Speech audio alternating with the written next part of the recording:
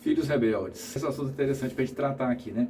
Normalmente eu tenho focado nos vídeos uma atenção maior aos pais que têm filhos pequenos, tá? Mas como eu acredito que tenham, às vezes você tem um filho pequeno e um filho maior, né? Ou que você tenha filhos maiores, já adolescentes, eu vou abordar um pouquinho essa questão do filho rebelde. E te dar alguns princípios em relação a isso e algumas dicas também em relação a como fazer, né? Como lidar com isso. A primeira questão é entender que o que a gente chama de rebeldia normalmente é um movimento de separação, né? Ele precisa se rebelar contra o que está estabelecido para ele entender que ele tem identidade, que ele é um sujeito. Então, esse é um movimento que é saudável, tá? Não vou exagerar isso não do saudável, né? Mas é saudável, né, em certa medida, que o jovem ele se separe dos pais, que ele tem opiniões diferentes. Tá? Para isso a gente precisa, ao longo da vida toda, se você não fez, ver como você corrige isso aí dentro do possível, eu vou dar algumas dicas depois, ter dado a base, tá? A escritura lá fala, ensina o menino no caminho que deve andar, né? E até quando envelhecer não se desviará dele. Então é toda uma base que você constrói, por isso que minha ênfase é muito em cima das crianças pequenas, né? Mas aqui ele vai fazer isso, ele vai ter esse movimento que a gente chama de rebeldia, né? Que é essa identificação, que é essa identidade que ele está construindo separado dos pais. E aí, se você construir uma boa relação com ele ao longo da vida, você vai conseguir ainda conversar com ele. Se não, vai ser mais difícil, mas o caminho é só esse, tá bom? Uma questão de postura, eu vou falar um pouquinho do meu exemplo e você toma aí na medida que você dá conta disso aí, que pode ou que não pode, né? Eu tenho uma postura muito clara para mim, daquilo que é certo e do que é errado, e daquilo que pode e que não pode dentro da minha casa, né? Eu tenho um filho em casa ainda, está com 24 anos, e ele sabe, por exemplo, que tem outro dia eu contei para um paciente que tem um filho bem mais novo, e, nossa, nosso horário lá em casa para chegar é 11 horas. Está com 24 anos e chega a 11 horas, não quer nem saber. É a regra da casa. Se ele quiser ter uma regra diferente, para cá, vai a casa para ele lá. Vai ter a regra da casa dele. Ele está morando aqui, ele tem que seguir meu esquema. Entende? É claro que isso não consigo fazer isso funcionar perfeito em tudo, mas em coisas que são importantes, ou seja, ele não obedece em tudo, não. Mas nas coisas que são importantes, é isso aí, pronto, não tem opção. Entende? Não tem opção. Isso aí é básico. É claro que existem desafios, mas eu estou dizendo assim, essa postura, o contrário disso é você falar uma coisa já esperando não ser obedecido. Tá? A última vez que ele chegou tarde em casa, esperei uns 2 dias passar, né? Ele sabia que eu estava querendo conversar com ele sobre isso. E aí eu, um dia sentado lá comendo, perguntei, vem cá, precisamos conversar sobre a nossa regra aqui das 23 horas? Ele falou, não. Falei, então tá bem. E pronto. Daí para frente não teve mais problema.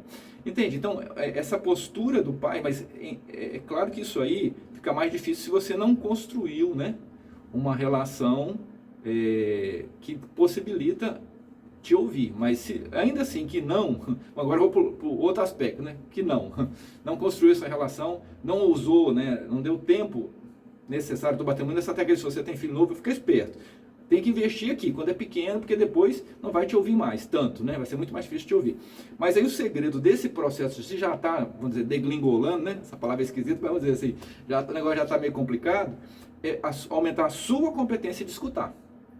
Aí o trem tem que começar por você. Porque você precisa conseguir escutar a razão, a justificativa, a crença, o valor no qual aquele jovem, consciente e inconscientemente, está baseando aquela atitude que ele está tendo. Aí é mais difícil do que se tivesse feito o trem antes, mas é um caminho que dá para correr, dá para percorrer, né? Então você vai precisar parar e escutar, entender o que está rolando ali, conversar com ele sempre que possível, para entender as razões daquele motivo, tá? E trazendo de lá para cá, você fazer uma construção, né, de ponderação do resultado que aquilo produz, tá? Se não é um resultado negativo, se não é um resultado que é positivo em relação, que é um resultado negativo, né? Então ajudar ele a pensar isso, tá? Isso na verdade é a função que o terapeuta faz. O terapeuta, o psicanalista, né?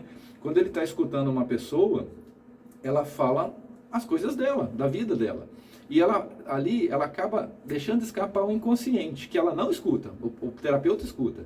E aí eu ajudo ela a escutar ela mesma, para que ela possa dar um novo significado a uma questão que está sendo um problema para ela, para que ela possa dar um significado adulto, né? Porque basicamente o trabalho do analista, quer dizer, claro que tem outros aspectos, mas é estruturar o ego, fazer o ego se tornar maduro, né? o ego competente das suas funções. O ego é a pessoa, né? Vamos dizer, aquela parte consciente que deveria fazer uma gestão do psiquismo dele e tornar isso maduro, porque a gente tem muita atitude de criança, como o teu adolescente tem. E aí, se você consegue escutar, entender o que está acontecendo e ajudar ele a pensar aquelas questões de forma mais racional, de forma mais adulta, a chance dele te seguir ou seguir uma regra que você está estabelecendo aumenta muito, tá bom? Eu gostaria que você comentasse aqui o que não ficou claro, porque às vezes eu abrevio um pouco o assunto, para o vídeo não ficar longo demais, e acabo não sendo claro, tá? A minha intenção é ser claro e ao mesmo tempo ser rápido, vamos dizer assim, né? Para que a gente possa aproveitar bem o tempo. Fala aqui, se não ficou claro alguma parte, né? 2 pontos, especialmente que eu abordei, que foi essa questão da sua postura, tá? Você buscar clareza do que é certo e o que é errado. O que é certo, o que é errado, esse aqui é a minha postura. Claro que não pode passar de uma forma grosseira ou rígida, ou com palmada, né? Não é isso, mas essa postura de você saber o que você quer, o que é certo para você e para sua família, beleza. A outra parte, se isso não foi feito bem ao longo do tempo, é aumentar a sua competência de escutar, para que você possa ser mais influente, porque a sua escuta vai aumentar a sua influência, porque você vai saber o que falar. Tá certo? 2 pontos que eu abordei e estou aberto aqui a falar mais, caso você queira, comenta aqui embaixo, tá certo?